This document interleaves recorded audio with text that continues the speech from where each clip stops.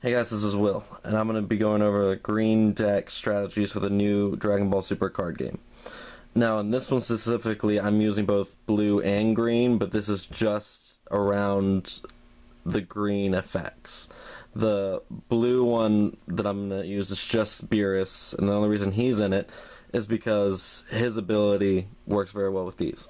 So, the first of the two main strategies for the green deck is and it's not all of them. There's a lot of different strategies and there's a lot of different cards, but the two that I thought were most important and really helpful were the hand eater, is what I call it, and instant summon. It's more of kind of like slip summon, but we'll go into that. So first we're going to do the hand eater.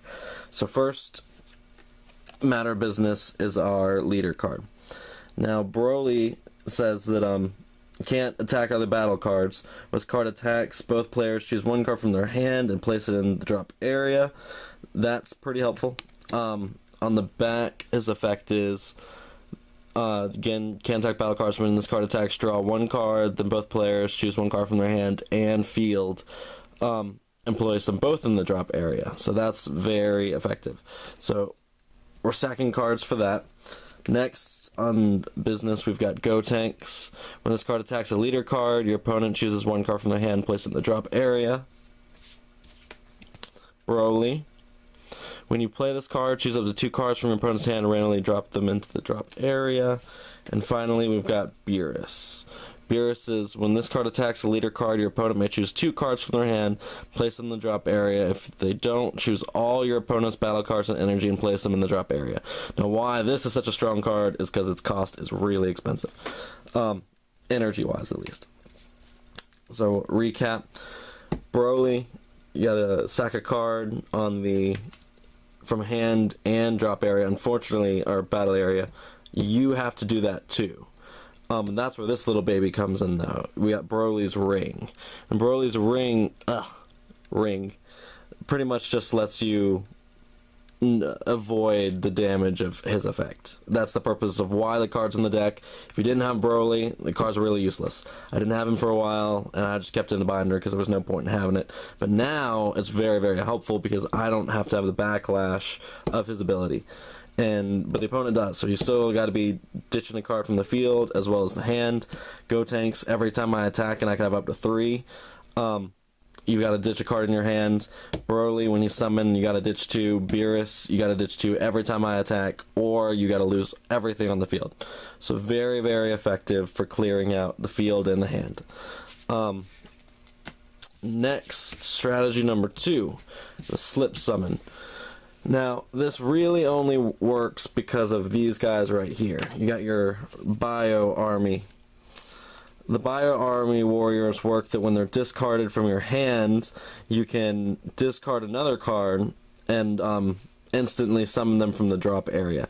Now, why that works, and because, I mean, at first it just sounds like, well, you got to give up a card anyway, so what does it really matter? Well, normally summoning things costs energy, and that doesn't cost energy. So it's a really easy way to break out some 1,500 attack people out there just for free.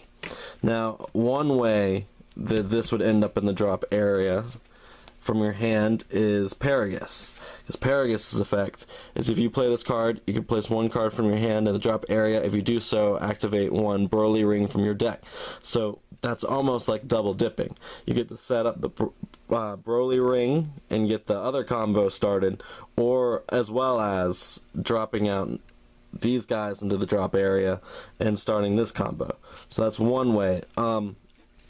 Really the main way I would have done it, but just to add in a little extra, this guy, Trunks, the last part of his effect is when this card evolves, choose one card from your drop area and add in your hand. So now you can kind of go Red Robin with it and add these back into your hand, ditch them again, get them summoned, they end up back there, summon another one, add that back to your hand, and you can just go with that all day. Well, as long as you have those. But those are the two main ones in the green deck. I'm also going to go over strategies for the yellow deck, which is going to be a lot more because the yellow deck, personally, is one of my favorite for strategies. This deck is just, this is the powerhouse deck. I mean, green cards are very strong. The blue cards are strong, but they're more around energy.